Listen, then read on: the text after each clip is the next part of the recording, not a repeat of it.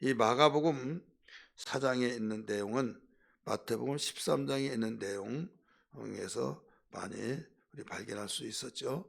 그 마가복음이 먼저 기록됐다고 그랬어요. 그래서 이 마가복음은 하나님의 나라를 네 가지로 비유를 했어요. 근데 마태복음은 더 많이 확대시켜서 기록을 하고 있습니다. 오늘 여기에 마가복음에서 하나님, 우리 주님께서 하나님의 나라를 비유로 가르쳐 주는데, 어제 저녁에 말씀드렸던 씨 뿌리는 비유에 대해서 말씀을 가르치고 난 다음 이어서 세 가지를 더 말씀을 하셨죠.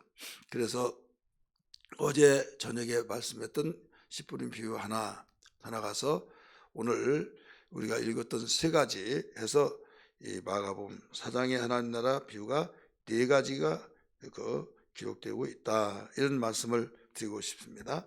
그러면 그 하나님 나라에 대한 비유가 씨 뿌린 비유 말고 세 가지가 뭐냐 하면, 우리 읽었던 21절에서 25절에 나오는 이 등경의 비유입니다. 등경이라는 것은 등잔을 말하고 있어요.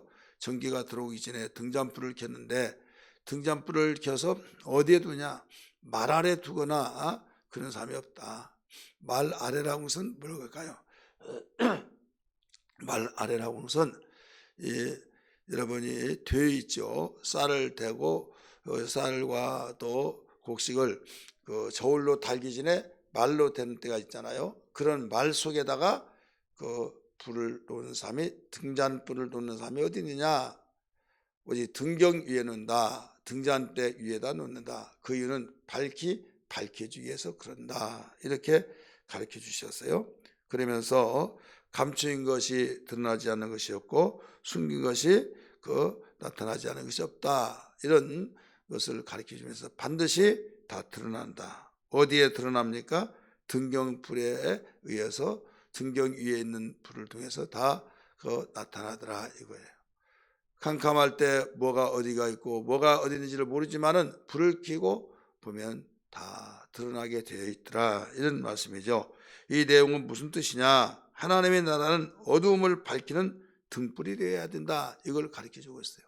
여러분, 우리는 하나님의 나라가 크게 두 가지로, 이 세상에 있을 때 하나님의 나라, 또 우리가 죽고 난 뒤에 영원한 하나님의 나라.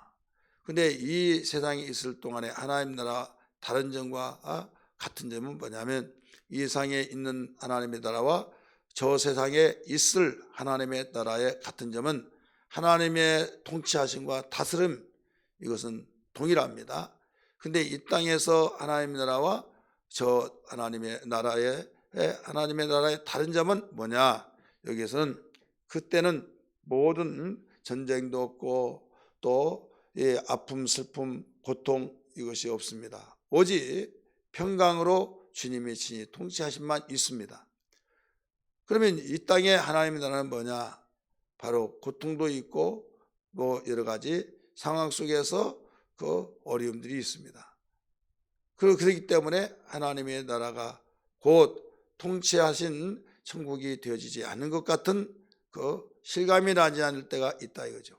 그러나 왜 그러느냐? 마귀가 있기 때문입니다. 마귀가 세상에 있기 때문에, 마귀는 도둑질하고 죽이고 멸망시키는 임무를 띠고 이 세상이 끝날 때까지 계속 지금까지 해왔고 앞으로도 계속 그렇게 일을 하게 될 것입니다. 사람이 가장 애착심, 가장 귀하게 여기는 물질과 또 내가 생명처럼 아꼈던 이러한 것을 도둑질해 가는 거죠. 개개인마다 가치성이 다 다르잖아요. 어떤 사람은 돈, 어떤 사람은 명예, 어떤 사람은 건강, 어떤 사람은 자기의 받은 달란트, 어떤 사람은 자기의 그 이상의 가치성을 가지고 이것이 최고 귀하다, 각각 그렇게 가지고 살고 있지 않습니까? 근데 그런 것들을 다 도둑질해 간다, 이거죠.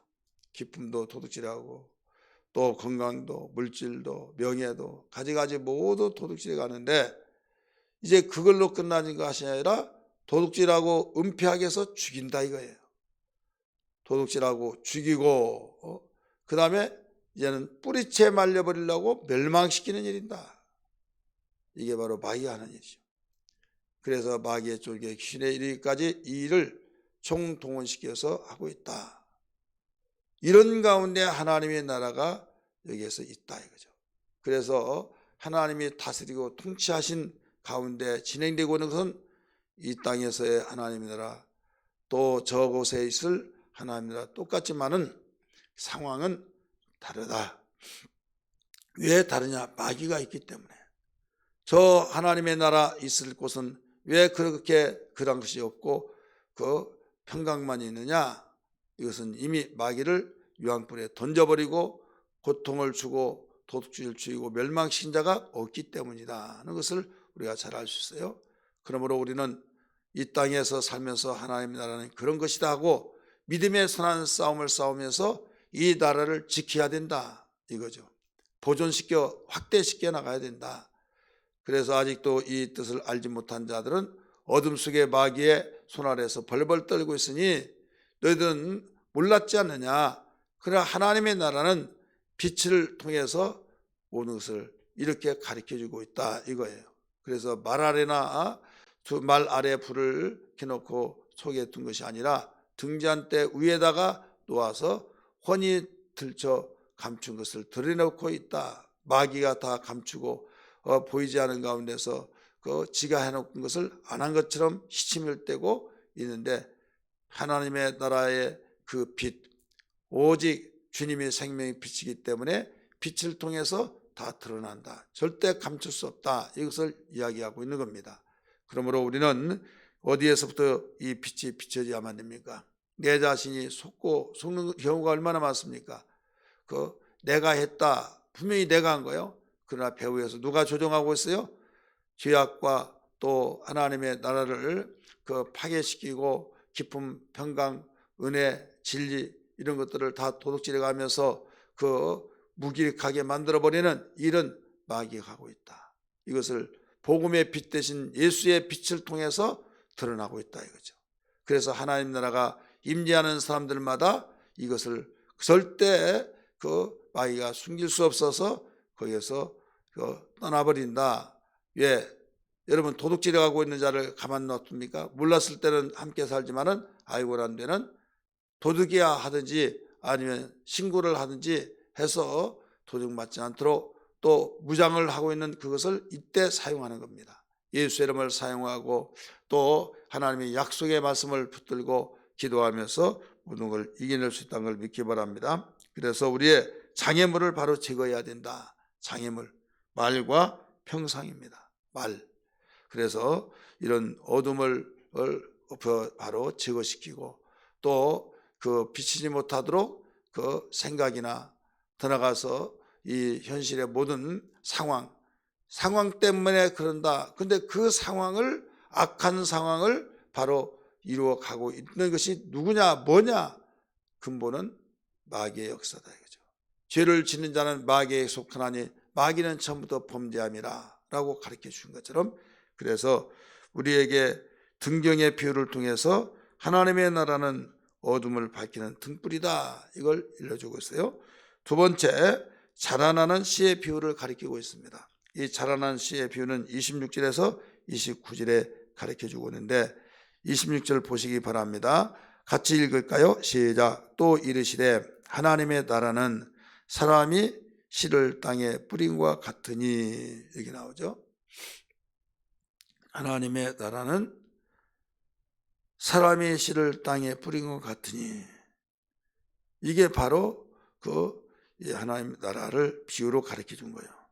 그가 밤낮 자고 이 씨가 밤낮 자고 깨고 우리는 항상 그러잖아요. 하루에 일과를 시작하면서 유대인으로 보면 밤에 자고 또 아침에 일어나고 하루가 지났구나. 또 우리 이방인들의 세계에서는 해가 뜨면 아침이 시작됐구나. 해가 지면 이제 또 잠자는 시간이고 쉬는 시간. 그렇게 해서 이런 일이 반복되면서 계속 시간이 흐르고 날이 지나고 또 달이 지나고 그런 가운데 심었던 씨는 싹이 나고 이삭이 나오면서 자라면서 충실한 곡식이 익어가면서 추수꾼의 모든 추수의 시간으로 이제는 그 곡식의 임무가 끝나더라 이거죠. 이게 하나님의 나라를 바로 이 자라나는 씨의 비유를 통해서 알려주시고 있는 거예요. 자, 이것은 누가 볼 수 있습니까? 자고 일어나고 자고 깨고 자고 깨고 날이면 계속 흘러가고 시간이 흐름에 따라서 오늘날 싹은 나고 또 자라고 또 곡식이 익어가고 추수꾼은 추수하고, 여러분 지금까지 농경사에서 몇 수천 년 동안 계속 이런 과정을 반복할 수밖에 없어요. 과학이 아무리 발달됐다 할지라도요, 그 피 한 방울 만들 수 없고 또 흙을 한 주먹을 여러분 만들 수가 없습니다. 곡식을 여러분 만들 수가 없습니다. 원자료의 곡식을 만들 수 없다. 가공은 할 수 있으나 이 곡식이 자란 것을 누가 할 수 있습니까? 아무도 할 수 없다 이거죠. 그래서 이것은 신비입니다. 신비. 하나님의 나라는 신비하다. 신비에 속한 것이다 이거죠.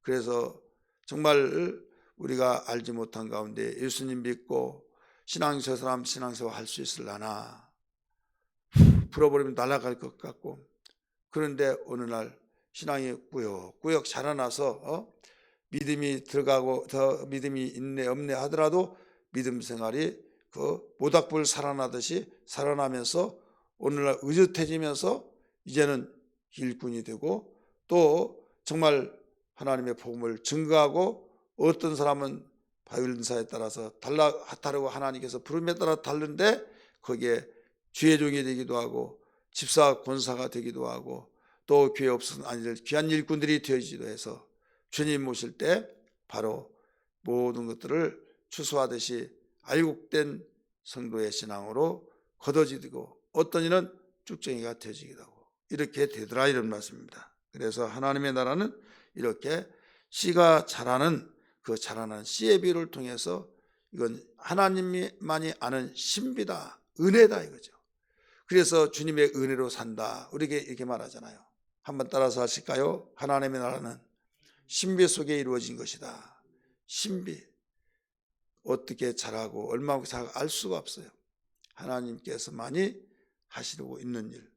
내가 기도하고 내가 은사를 받고 깨달아지고 또 교회 가고 싶고 말씀을 공부하고 싶고, 이것도 내가 내 성격을 알지만은 신기하다고, 내가 나를 보고도 신기해.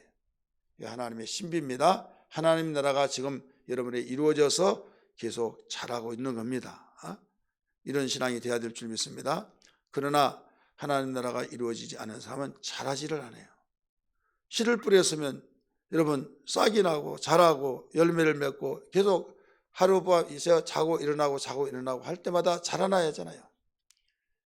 여러분이 정말 하나님의 나라가 되게 있나 없나 이렇게 생각을 할지라도 분명히 자라고 있다. 이것을 알라는 것입니다. 마지막 세 번째는 계자씨 비유를 통해서 가르쳐 주셨어요.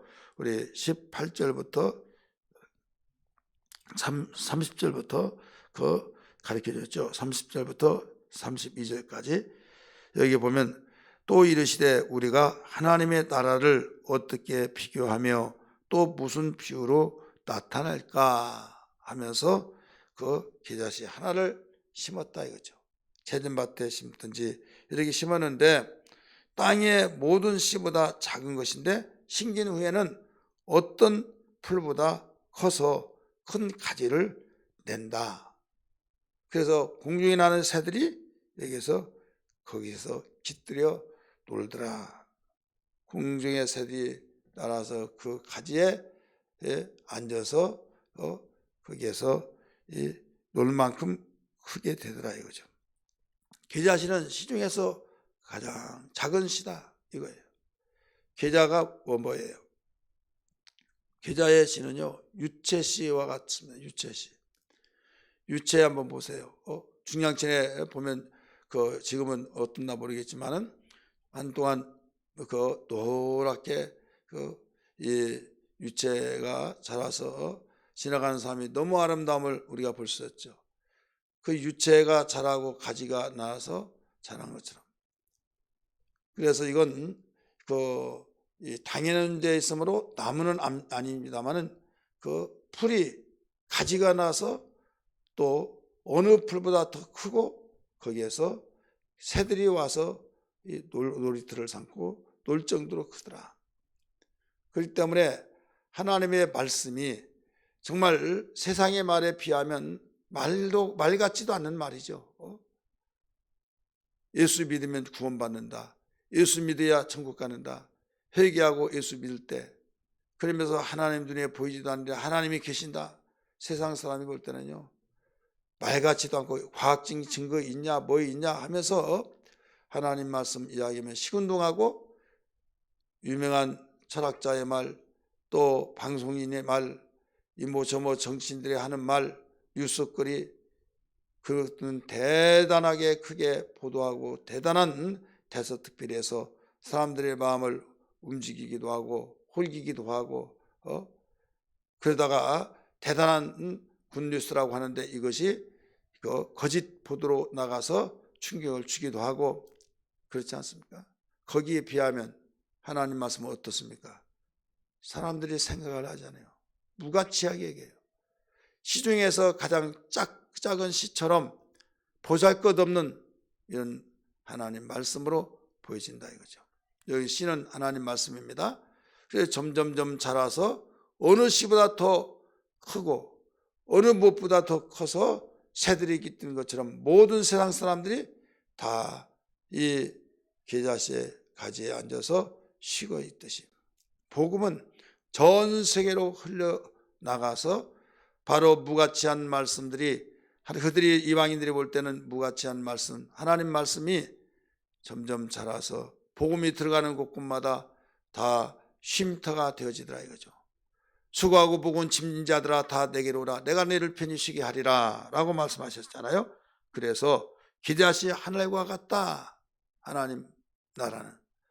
그렇기 때문에 여러분 우리가 스스로 생각하더라도 하나님 말씀이 별 볼 일 없는 것 같지만은 우리는 생각이 바뀌어지면서 예수를 믿으면서 어느 날 순간부터 말씀 한마디에 생명을 걸고 우리가 사는 것은 하나님 나라이기 때문이라는 걸 믿기 바랍니다. 이 말씀이 우리는 나를 살리고 가정을 살리고 민족을 살리고 세계를 살리고 모든 세계 사람이 아무리 힘들고 절망과 좌절 속에 있을지라도 이 말씀의 위로를 받고 수고하고 무거운 짐진 자들아 다 내게로 오라. 내가 너를 편히 쉬게 하리라 하신 말씀처럼 하나님 나라는 이와 같다 하는 것을 일러주고 있어요. 그래서 오늘 이 시간에 기도할 때 하나님 나라는 세계적으로 확장되어진다는 것을 가르쳐 주면서 오늘 세 가지 말씀을 들었습니다. 하나는 등경이의 비유, 또 두 번째는 자라나는 비유, 자라나는 씨의 비유, 세 번째는 계자씨의 비유. 이와 같이 이 땅에서 하나님의 나라가 이루어지는 만큼 우리는 하나님의 통치 속에 하나님의 신비 속에 정말 하찮게 여기는 하나님 말씀이 강력한 세계를 통치하고 지배하고 결국 확장되어서 하나님의 통치 속에 힘이 되고 평강이 주어진다는 걸 기억하면서 주여 내 마음속에 하나님의 나라가 임재케 하여 주시고 나로 말미암아 이웃에게 흘려 복음이 이제 민족과 세계 열방에 이르기까지 확장되게 하여 주옵소서. 이 기도가 되기를 주의 이름으로 축원합니다.